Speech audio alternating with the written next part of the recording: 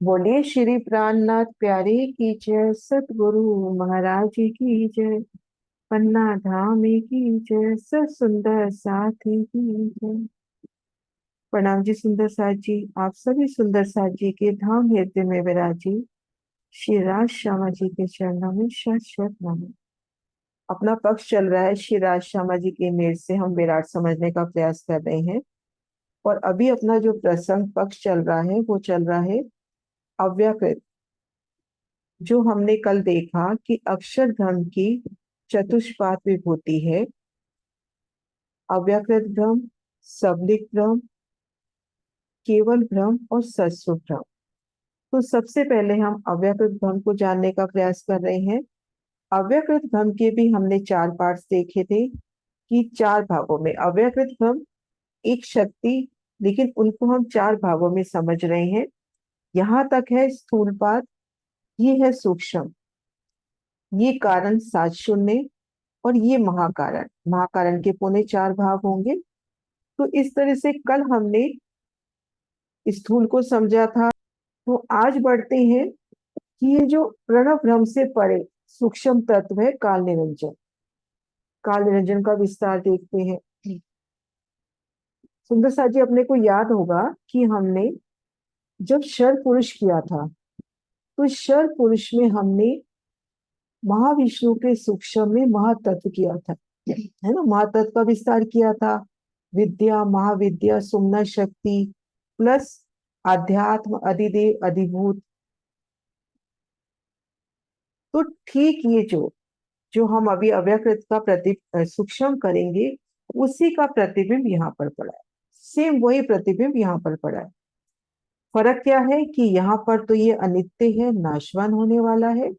और जब हम आप देखेंगे बेहद में, अव्यकृत में, वो नित्य है, वो अखंड है ना। ये जो प्रतिबिंब है ये नाश होने वाला है, और है बिल्कुल वही। देखेंगे यही शक्तियां वहां देखेंगे हम। एक एक शक्ति के साथ 24,000 शक्तियां देखी थी। आध्यात्म, अधिदेव, अधिपति, इन तीन स्वभावों की लीला भी देखी थी। तो यही का यही वर्णन अब होना है यहाँ पर। यहाँ पर देखिए, इस नक्शे में देखते हैं पहले अव्यकृत के सूक्ष्म में काल निरंजन। इसी काल निरंजन का प्रतिबिंब महातत्व में पड़ा। यहाँ पर भी देखो, अधिभूत, 10 महाविद्या, असत, जड़ और दुख। असत, जड़, दुख यहाँ पर कैसे हैं इसका भी अभी विस्तार करते हैं। अधिदेव, विद्या और ब्रह्म विद्या, आवरण, विक्षेप, काल। अध्यात्म, शुम्ना शक्ति, इच्छा, ज्ञान और क्रिया। शर ब्रह्मांड में महाविष्णु के सूक्ष्म में महातत्व इसी का प्रतिबिंब है, इसी का प्रतिबिंब। अब वो देखते हैं, कल जो हमने देखा कि खेल का विस्तार मन से हुआ, लेकिन बुद्धि का भी तो पूरा योगदान होता है। कहते हैं ना, विनाश काले विपरीत बुद्धि। तो बुद्धि ही काम बनाती है, बुद्धि ही बिगाड़ती है। तो इस खेल में बुद्धि का भी पूरा सहयोग रहता है, बुद्धि की भी पूरी भूमिका रहती है। ये सूक्ष्म क्या हुआ, अव्यकृत भ्रम का, बुद्धि का सूक्ष्म यानी बुद्धि का पाठ है ये। सबसे पहले जैसा कि हमने देखा कल, अव्यकृत के स्थूल पाद में प्रणव ब्रह्म और गायत्री शक्ति देखी। प्रणव ब्रह्म कहें, ओम कहें, उसमें आ, उ, मा, अर्धमात्रा, बिंदी का विस्तार देखा। गायत्री शक्ति देखी। प्रणव ब्रह्म के निर्मले चेतन में प्रणव ब्रह्म का धाम है, लेकिन वह गायत्री शक्ति की प्रधानता है, तो उसको गायत्री शक्ति का धाम कहते हैं। फिर अब इससे परे है अव्यकृत का सूक्ष्म पाठ, यानी काल निरंजन शक्ति। अब शास्त्रों में इसके कई नाम हैं। निर्गुण, निराकार, निरंजन, पुरुष, निरंजन काल भगवान, निरंजन शक्ति, महाकाल, महारुद्र और महातत्व। काल पुरुष क्यों कहते हैं? क्योंकि अक्षर ब्रह्म की सृष्टि रचना का रूप ये है। जो सृष्टि रचना का रूप है तो इसको काल पुरुष कहते हैं। काल भगवान कहते हैं क्योंकि पांच तत्वों का अधिपति है। जो हमने स्थूल में पांच तत्व देखे, उसका सूक्ष्म भी यहाँ पर है। जैसे कि अपन ने वहां देखा था शर पुरुष में कि जो 14 लोग, अष्टावरण, ज्योति स्वरूप, व्यष्टि ज्योति स्वरूप और जो गायत्री शक्ति है, उन सबका जो मूलभूत भूत था वो उसमें था महातत्व में। इसी प्रकार से ये यहाँ पे पांच तत्व मूल रूप से हैं, तो पांच तत्वों का अधिपति है। अब महाकाल है। महाकाल अर्थात अनेक ब्रह्मांडों को अपने अंदर से ही प्रकट करते हैं, फिर अपने अंदर ही समाहित कर लेते हैं। महारुद्र जब संगार करते हैं तो रौद्र रूप धारण करते हैं। महातत्व किसको कहते हैं?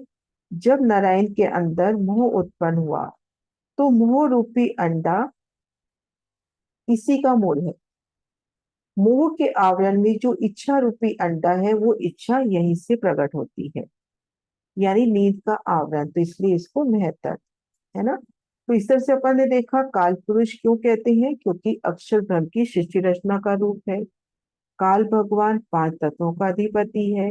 महाकाल अनेक ब्रह्मांडों को अपने अंदर से ही प्रकट करना और अपने अंदर ही समाहित कर लेना। जब संहार करते हैं तो रौद्र रूप, तो कहलाते हैं महारौद्र। जब और महातत्व इनको क्यों कहते हैं? महातत्व जब नारायण के अंदर मोह उत्पन्न होता है तो जो मोह रूपी अंडा इसी का मूल है। मोह के आवरण में जो इच्छा रूपी अंडा होता है वो इच्छा यहीं से प्रकट होती है। अब देखते हैं अथर्ववेद और महाभारत में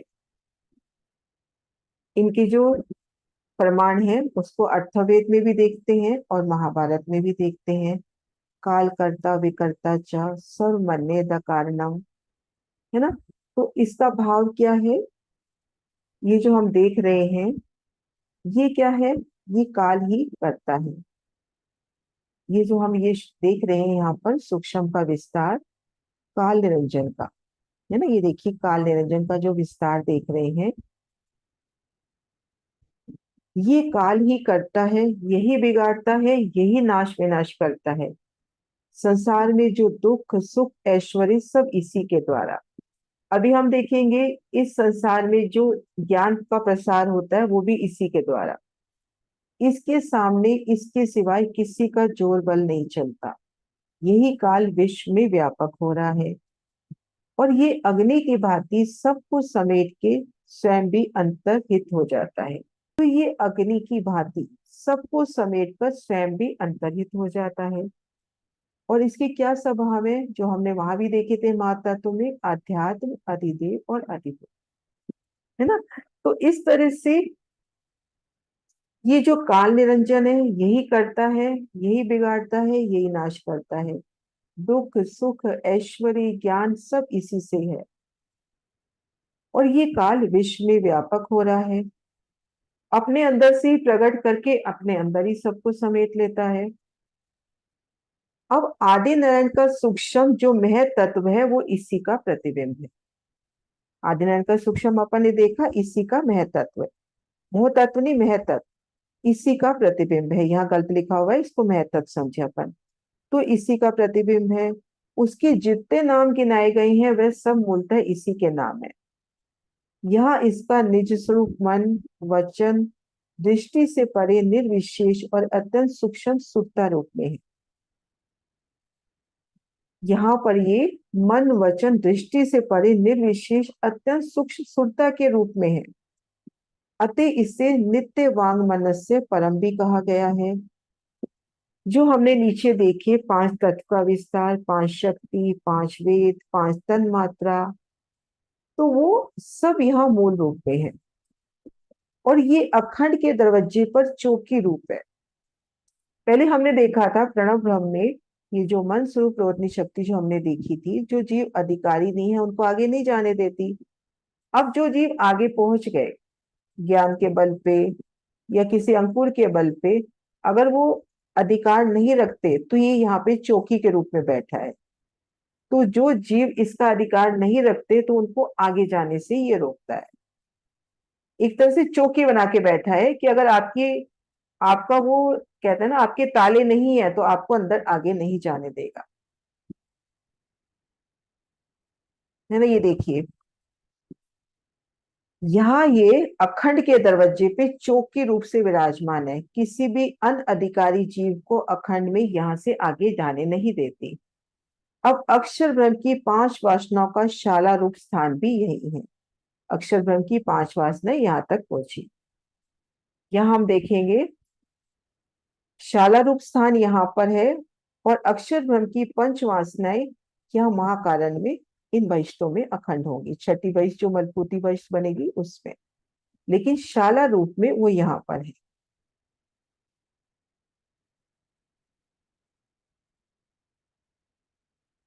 तो इस तरह से हमने देखा कि आदि नारायण का जो सूक्ष्म मह तत्व देखते हैं, इसी का प्रतिबिंब है। अब उस प्रतिबिंब के जो हमने मह तत्व के जो हमने सब नाम देखे थे, वो सब नाम इसके ऊपर भी घटित होते हैं, और मन वचन दृष्टि से परे है। इसको आप मन वचन कर्म से नहीं देख सकते, क्योंकि ये निरंजन है जिसको आंखों से नहीं देखा जा सके। पेड़ काली किन न देखी, सब छाया में ही रहे उलझाए। गम छाया की भी ना पड़े, तो पेड़ पार क्यों लखाए। श्रीमुख वाणी से है कि आज दिन तक इस जगत के मूल अव्यक्त कारण यानी प्रकृति रूप वृक्ष को भी किसी ने नहीं देखा। जो ये माया रूपी वृक्ष है, उसको भी अभी तक तो किसी ने नहीं देखा। सब उसकी वृक्ष की छाया में ही उलझे हुए हैं। और बहुतों को तो छाया की भी पहचान नहीं हुई, महातत्व की ही पहचान नहीं हुई, तो आगे काल निरंजन की तो कैसे होगी। तो ऐसी अवस्था में ये संभव नहीं है कि उस वृक्ष रूप माया से परे कोई ब्रह्म की पहचान कर ले। पेड़ काली किन न देखी, सब छाया ही में रहे उलझाए। गम छाया की भी ना पड़ी, इस माया की भी तो अभी गम नहीं पड़ रही, इस क्षर पुरुष का भी तो विस्तार पता नहीं चल रहा, तो पेड़ पार क्यों लखा है। तो हमें अखंड ब्रह्म का पता कैसे चलेगा। तो संक्षिप्त रूप में उपरोक्त चौपाई का जो आशय है वो इस प्रकार से है कि उस सुमंगला शक्ति यानी अनादि चेतन माया को कोई भी नहीं जानता। अनादि जो चैतन्य माया है सुमंगला शक्ति, उसको कोई भी नहीं जानता। जिसकी छाया रूपी ये जो अपन देख रहे हैं कारण प्रकृति, ये जो हम शर ब्रह्मांड देख रहे हैं, इस जगत की रचना होती है तीन गुणों से और पांच तत्वों से। सभी इस कारण प्रकृति को ही मूल मानकर उसमें उलझ जाते हैं, क्योंकि ये जो अपने को दिख रहा है अपन इसी को सत्य मान रहे हैं। संसार के जो जीव है इसी को सत्य मान रहे हैं। अधिकतर तो इसके आगे जा ही नहीं पाते, इसके आगे जा ही नहीं पाते। अष्ट आवरण, पंचभूत, पांच तत्व, मन बुद्धि अहंकार से भी आगे का जाने का साहस नहीं कर पाते। संसार के जो सामान्य जन हैं वो तो 14 लोक का विस्तार नहीं जान पाते। अष्ट आवरण जो पांच तत्व हैं, मन बुद्धि अहंकार है, उससे भी आगे नहीं जा पाते। तो ऐसी अवस्था में ये कैसे संभव है कि संसार के लोग सुमंगला पुरुष यानी अव्यकृत, उसके परे सबले केवल ब्रह्म सत्स्वरूप और उनसे भी परे अक्षर और अक्षरातीत के विषय में जानने के लिए प्रयासरत होंगे। संसार के जो सामान्य जन हैं वो इस छाया को भी नहीं जान पा रहे, आदि पुरुष को ही नहीं जान पा रहे। तो ये कैसे संभव है कि वो सुमंगला शक्ति को समझेंगे, प्रणव ब्रह्म को समझेंगे, इन काल निरंजन को समझेंगे, अव्यकृत ब्रह्म, आगे सबलिक ब्रह्म, केवल ब्रह्म सत्स्वरूप और पार परम धाम तक तो पाना बिल्कुल संभव ही नहीं है। तो अब हम यहाँ पे अपने आप को तोले कि हमारी क्या रहनी है ना। अपन ने क्या किया है, कुछ भी नहीं किया, लेकिन हमको सब कुछ मिल रहा है, तो धनी से निस्बत है, धनी की हमारे पे अपार मेहर है। देखा जाए तो अपन ने कोई तप नहीं किया, कोई बंदगी नहीं करी, सहजे सहजे धनी अपने को मिल रहे हैं ना। आंखें बंद करते हैं, बैठते साथ ही हम कह रहे हैं कि हाँ अथाध बेहद के ब्रह्मांड के पड़े धनी चरणों में पहुंच गए। ये भी श्रीमुख वाणी से छपई है। कोई कहे इस सबे काल कर्म शक्त उपाय, खिलावे अपने मुख में आखिर दो को खाए। कोई कहता है कि ये सारा जगत काल का ही पसारा है। काल से कर्म क्रिया शक्ति, अभी अपन क्रिया शक्ति का विस्तार जानेंगे, और शक्ति ज्ञान शक्ति का प्रकट तो होता है कि इस काल निरंजन से ही क्रिया शक्ति और ज्ञान शक्ति का प्रकट होता है।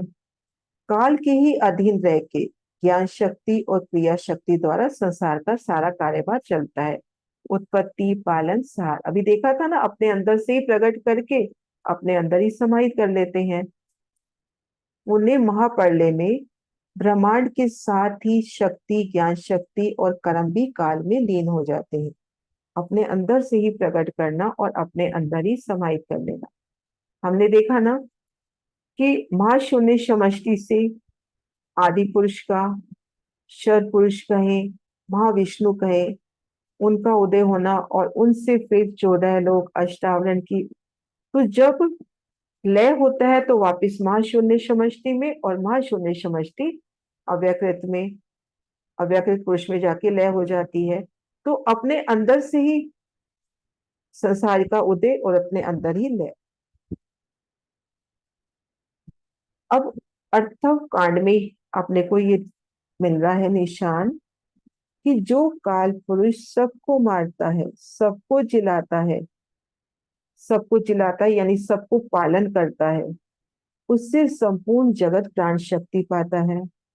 संपूर्ण जगत उसी से प्राण शक्ति पाते हैं। शिव सदाशिव आदि नाम से प्रसिद्ध सब प्रणव ब्रह्म के स्वरूप से विस्तार पाते हैं। ये रहस्य बहुत ही गूढ़ और जटिल है, साधारण जीव इसे नहीं जान पाते। अब है ये नाद बिंदु उपनिषद में कि अव्यकृत स्वरूप अक्षर से काल निरंजन को शक्ति प्राप्त होती है। काल निरंजन शक्ति के द्वारा परम आकाश का विस्तार होता है। तो कुछ इसी को ही महारुद्र करके लिखते हैं। अपन ने कहा ना, जब ये रौद्र रूप धारण करते हैं तो इसको महारुद्र कहते हैं। तो काल निरंजन के पास बहुत शक्तियां हैं, सुमना, विद्या, महाविद्या, फिर एक एक शक्ति के साथ 24,000 शक्तियां, टोटल 72,000 शक्तियां। तो ये इसका बहुत ज्यादा ये शक्तिशाली है। 72,000 शक्तियों के साथ, और फिर सुमना शक्ति, विद्या, महाविद्या शक्ति। तो ये बहुत विस्तृत इसका क्षेत्र हो जाता है, इसका कार्य क्षेत्र बहुत ज्यादा बढ़ जाता है। और कुछ योगियों का तो मानना है कि प्रणव का ध्यान करते करते वासना क्षीण हो जाती है, तब इस काल निरंजन के धाम को प्राप्त होते हैं। तो इस तरह से काल निरंजन की शक्ति का विस्तार, उनको महारुद्र कहा गया और बताया गया कि कितने शक्तिशाली, कितने विस्तृत उनका उनका जो कार्य क्षेत्र है। अब देखते हैं, हमने ये जो काल निरंजन देखा, अब नक्शे में हम देख रहे हैं अपने को एक ही पार्ट नजर आ रहा है। ये जो अव्यकृत के सूक्ष्म में जो ये काल निरंजन है, इसको भी 4 भागों में समझेंगे, है ना। शुद्ध स्थूल, शुद्ध सूक्ष्म, शुद्ध कारण और शुद्ध महाकारण। तो उसमें जो सूक्ष्म है उसका ज्यादा महत्व है, उसी का ज्यादा विस्तार है। तो इसको 4 भागों में समझते हैं। तो यहाँ पे शुद्ध स्थूल में, यहाँ स्थूल लिख रखा है, इसके आगे शुद्ध अपन लगाए। शुद्ध स्थूल में काल निरंजन की निज लीला है और पंच वासनाओं का ये शाला रूप स्थान है, यानी उनकी कार्यस्थली होगी एक तरह से। तो ये काल निरंजन की निज लीला, स्थूल में क्या है, काल निरंजन की खुद की लीला है, और पंच वासनाओं का ये शाला रूप स्थान भी हो गया। अब शुद्ध सूक्ष्म में देखेंगे, आध्यात्म, अधिभूत, अधिदेव, इन तीनों की लीला है। तो इसका विस्तार बहुत ज्यादा है, तो ये विस्तार अपन अभी करते हैं। अध्यात्म, अधिभूत, अधिदेव विस्तार अपन महत्व में कर चुके हैं, वापिस से करेंगे। कारण में देखते हैं, शुद्ध कारण में नित्य गोलोक अखंड ब्रिज का प्रतिभास है। महाकारण में नित्य वृंदावन अखंड रास की लीला का प्रतिभास है। उतरते उतरते एक बार उतरेगी तो प्रतिबिंब, फिर प्रतिबिंब की जब छाया पड़ेगी तो हो गया प्रतिभास। तो यहाँ पर प्रतिभास है। तो जो 3 स्थान है स्थूल में देखते हैं, इसमें ज्यादा कुछ नहीं समझना कि काल निरंजन की जो खुद की लीला है वो यहाँ पर होती है, और पंचवासनाओं का ये इशारा रूप स्थान हो गया। सूक्ष्म अभी देखते हैं, शुद्ध कारण में नित्य गोलोक अखंड ब्रज का प्रतिभास, और महाकारण में नित्य वृंदावन अखंड रास की लीला का प्रतिभास। तो ये 3 बात तो हो गए, स्थूल, कारण और महाकारण। अब अपने को इसको समझना है, सूक्ष्म को विस्तार से समझना है। अध्यात्म, अधिदेव, अधिभूत और अधिदेव, इन तीनों को समझना है। तो देखते हैं अध्यात्म। सबसे पहले अध्यात्म को देखते हैं। इसके साथ सुमना शक्ति रहती है, सुमना शक्ति, और उसका स्वभाव क्या है, इच्छा, क्रिया और ज्ञान, और 24,000 शक्तियां साथ में है। जो अध्यात्म है इसका स्वभाव, काल निरंजन पुरुष का जो अध्यात्म स्वभाव है उसके साथ सुमना शक्ति रहती है, और स्वभाव है इच्छा, क्रिया और ज्ञान, और 24,000 शक्तियां रहती हैं। अब इच्छा, क्रिया और ज्ञान का विस्तार अपन देखते हैं कि जैसे दिल में इच्छा हुई कि मैं गुड़ खाऊं, ये हुई इच्छा। गुड़ खाना ये तो हुई कि इच्छा है कि दिल में कि मुझे गुड़ खाना है। अब जब गुड़ खाएंगे तो वो हुई क्रिया। अब रसना को जो उसका रस मिलेगा वो है ज्ञान। इसी तरह से अपन देखें कि हमको नृत्य सीखना है, ये इच्छा हुई कि नृत्य सीखना है। अब सीखना है तो क्रिया करेंगे, उसको सीखने का प्रयास करेंगे। अब सीख जाने के बाद वो जो ज्ञान आएगा वो है ज्ञान। तो इसका स्वभाव क्या है? इच्छा, क्रिया और ज्ञान। जब दिल में इच्छा होती है कि सृष्टि की रचना करो, ये तो ही इच्छा। इच्छा हुई तो क्रिया होगी, क्रिया के साथ साथ वो ज्ञान भी होगा, वो सृष्टि रचना भी होगी। अब देखेंगे अधिदेव। 24,000 शक्तियों सहित विद्या और ब्रह्म विद्या नाम की दो शक्तियां रहती हैं, और इसका स्वभाव है आवरण, विक्षेप और काल। आवरण जो सत्य को देखने नहीं देता। अब ये जो शरीर का आवरण है हमें जो सत्य चेतन है उसको देखने नहीं देता। अब ये जो संसार का आवरण है जो चेतन है, सत्य जो परमात्मा है उसको देखने नहीं देता, क्योंकि हमको यही संसार नजर आ रहा है, लेकिन हमारी जो पूर्ण ब्रह्म परमात्मा है, क्योंकि हमको यही सत्य लग रहा है। जैसे कह दिया गया खरगोश के सिंग। अब दूर से देखते हैं तो खरगोश के सींग नजर आते हैं, क्योंकि उसके दोनों कान खड़े हैं, लेकिन सींग तो नहीं है ना। तो सत्य देखने नहीं देती बुद्धि। बुद्धि का ही तो आवरण आ जाता है, बुद्धि देखने नहीं देती। अब कहीं पे कोई रस्सी यूं स्टिल पड़ी है अंधेरे में, है ना, अब बुद्धि ने मान लिया कि ये सांप है तो आप उससे डरोगे। तो वो आवरण जो है, जो बुद्धि का जो आवरण है वो सत्य को देखने नहीं दे रहा। अब विक्षेप, सत्य को देख नहीं पा रहे, आवरण ने अपने को सत्य को ढक दिया। और काल, किसके अंदर कितने टाइम तक चेतना रहनी है वो इसके अधीन है। अधिदेव के साथ अभी देखेंगे जब सृष्टि का विस्तार होता है तो अधिदेव के साथ चेतन आता है। तो इस जीव के अंदर कितने टाइम तक चेतन रहना है वो इसका विस्तार है। अब अधिभूत, 10 महाविद्या, ब्राह्मणी शक्ति, और इसका स्वभाव है असत, जड़ और दुख। इसके साथ भी 24,000 शक्तियां ने, अध्यात्म, अधिदेव, अधिभूत, तीनों के साथ 24,000 शक्तियां हैं। तो जब विराट की उत्पत्ति होती है, खेल की उत्पत्ति होती है, तो जो 5 तत्व हैं वो अधिभूत से आते हैं। चेतना आती है अधिदेव से, और अध्यात्म से आता है ज्ञान। इस संसार में जितना भी ज्ञान है, जितनी भी प्रगति हो रही है, वो सब इस अध्यात्म शक्ति से। चेतन आ रहा है अधिदेव के साथ, और अधिभूत 5 तत्व। जो 24,000 शक्तियां हैं वो तो अपन मान ले तीनों के साथ है ही सही। अध्यात्म का स्वभाव क्या है? इच्छा, क्रिया और ज्ञान। इच्छा करेंगे, इच्छा होगी तो उसको पूरा करने के लिए क्रिया होगी, क्रिया होगी तो उस चीज का ज्ञान, उस चीज का स्वाद भी होगी। अब अधिदेव, इसका स्वभाव क्या है? आवरण, विक्षेप और काल। आवरण आ गया इस शरीर का, विक्षेप जो सत्य को देखने नहीं दे रहा, काल यानी किसके अंदर कितने टाइम तक चेतन को रखना है वो इसी काल निरंजन के अधीन है।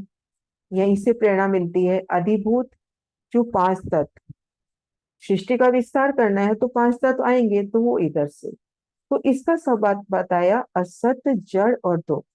अब यहाँ ये सोचने वाली बात है कि बेहद में, अपन अखंड भूमिका की बात कर रहे हैं अभी, वहां अपन ने काल माया के ब्रह्मांड में तो मजे से बोल दिया कि 5 तत्व है, ये संसार सारा असत है, जड़ है, दुख है, आराम से बोल दिया। लेकिन यहाँ में अपन कैसे कहेंगे बेहद भूमिका में? तो यहाँ पे असत, जड़, दुख कैसे हो सकता है? बेहद भूमिका की बात कर रहे हैं, अक्षर ब्रह्म के चतुष्पाद की बात कर रहे हैं, अव्यकृत ब्रह्म। अब अव्यकृत ब्रह्म बेहद भूमिका में असत, जड़, दुख कैसे होगा? तो इसका विलक्षण भाव है, क्योंकि काल निरंजन जो शक्ति है वो कारण और महाकारण में जो रासलीला और ब्रिज का जो प्रतिभास का सुख ले रहे हैं, तो वो जो सुख है वो प्रतिभासिक है। वो एकदम से वो लाइव सुख नहीं ले पा रहे, जो प्रतिबिंब भी उतरा, प्रतिबिंब का भी जो प्रतिभास उतरा, उसको देख पा रहे हैं। तो एक तरह से वो पिक्चर देख पा रहे हैं ना उसकी। तो वो असत्य है, जड़ है और दुख है। तो इस तरह से वो असत्य है, जड़ है, दुख है, इस तरह से विलक्षण असत्य जड़ दुख का भाव आता है यहाँ पर। तो ये हुआ अध्यात्म, अधिदेव और अधिदेव। अब इसको है ना एक बहुत सहज भाव से अगर अपन समझे कि अधिभूत, आध्यात्म और आदिदेव क्या है, इसको अगर हम बहुत सहज भाव से समझते हैं तो हम देखेंगे कि जो आध्यात्म है वो है इंद्रिय, आध्यात्म है इंद्रिय, और अधिदेव उनका देवता, और विषय है अधिबोध। अब सबसे पहले इंद्रिय का लेते हैं, श्रवण। सबसे पहले श्रवण, तो ये तो हो गया अध्यात्म। अधिदेव क्या हुआ? जो श्रवण अंग का देवता है, दिक्पाल। शब्द क्या है? श्रवण का काम क्या है? सुनना। तो ये जो शब्द है ये हो गया अधिबोध। अगर इसको सहज भाव से अपन लेते हैं, अब 10 महाविद्या की बात आई ना। ये देखिए अपन यहां से वापस देखते हैं। अध्यात्म, अध्यात्म के साथ सुनना शक्ति है, इच्छा, ज्ञान, क्रिया अपन ने देखी। अधिदेव के साथ है विद्या, ब्रह्म विद्या, आवरण, विक्षेप और काल। और अधिभूत में हम देख रहे हैं 10 महाविद्या। यही 10 महाविद्या यहाँ हमने प्रणव ब्रह्म में 10 बाजू के रूप में, प्रतीक रूप में देखी। किन्हीं विद्याओं से कार्य होता है तो वो प्रतीक रूप 10 बाजू। अब ये 10 महाविद्या कौन सी? चामुंड तंत्र में इसका प्रमाण आया है कि 10 महाविद्या कौन सी है। ब्रह्मांड में काली, तारा, भुवनेश्वरी, छिन्नमस्ता, भैरवी, धूमावती, बगलामुखी, मातंगी और षोडशी और कमला। मतलब ये उन 10 महाविद्याओं के नाम है। हमारे पिंड में ये जो अपना शरीर है, इस पिंड में ये 10 प्राण रूप हो जाती है ना। ये 10 महाविद्या बहुत महाप्रबल और माया शक्ति वाली है। विद्या का अर्थ माया शक्ति। तो ये जो 10 विद्याएं हैं, ये शरीर के अंदर, पिंड के अंदर 10 प्राण रूप हो जाती है।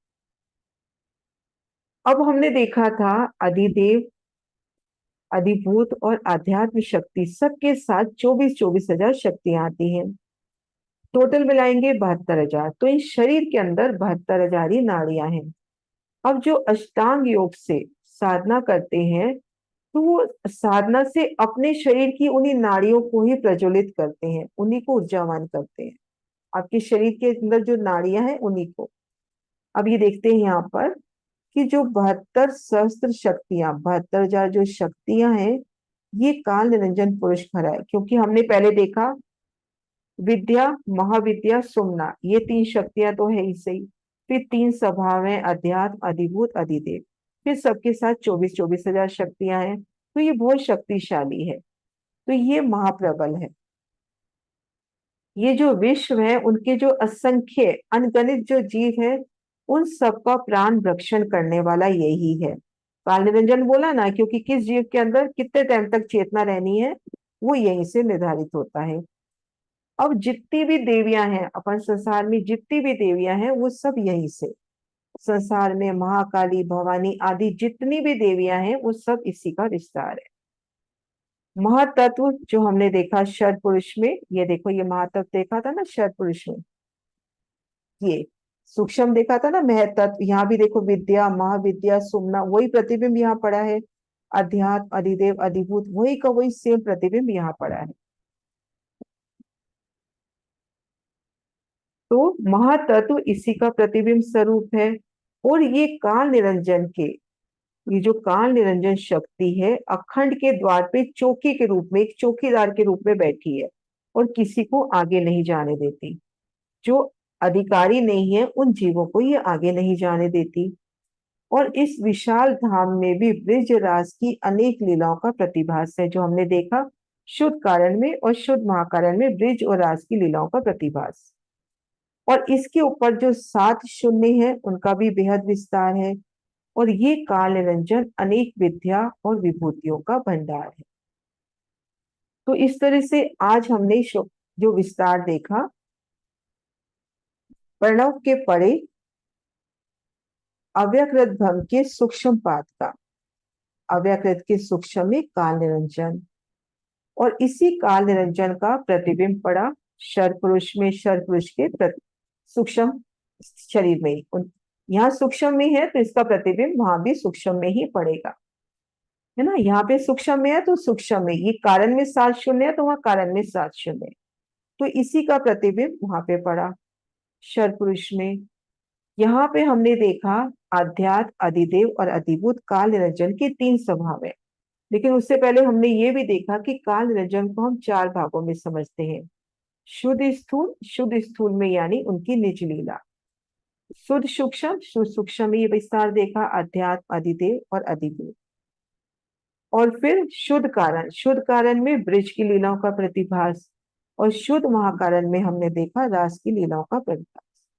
तो ये जो काल निरंजन है, जो खेल का मूल है वो इसके अंदर है। मन के साथ साथ बुद्धि का भी तो रोल होता है, तो इस खेल का जो मूल है इस काल निरंजन में है। तभी कहा ना, ये अपने अंदर से ही प्रकट करके और वापस अपने अंदर ही समाहित कर लेता है। तो ये हमने आज विस्तार देखा अव्यकृत के सूक्ष्म पाद का, काल निरंजन शक्ति का। बोलो श्री प्राणनाथ प्यारी की जय, सतगुरु महाराज जी की जय, पन्ना धाम की जय, सर सुंदर साथी राम जी।